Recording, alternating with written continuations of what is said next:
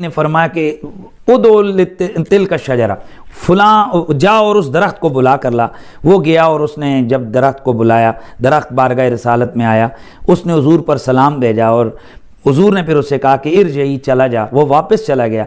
तो फिर ये जो शख्स था, इसने अर्ज़ की कि या रसूलल्लाह मुझे इजाज़त दें कि मैं कदम चूमूँ। वो अल्फाज यहाँ नहीं हो दीगर रिवायात में, लेकिन यहाँ इतने अल्फाज हैं कि सुम्मा आज़िन लहू फ़क़ब्बलहू रासहू व रिजलैहि।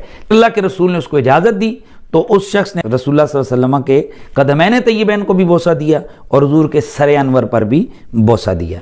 बहरहाल मैं वीडियो के आखिर में अपने फाइनली जो चीज़ अर्ज़ कर रहा हूँ वो ये है कि मसलक आले सुन्नत व जमात में सलफ़न खलफ़न तमाम बुज़ुर्गान दीन इस बात पर मुत्तफ़िक़ हैं कि अगर किसी बुज़ुर्ग के माँ बाप के कदम चूमे गए तो ये अमल बिल्कुल दुरुस्त है और ये अक्ल का भी तकाज़ा है कि कोई किसी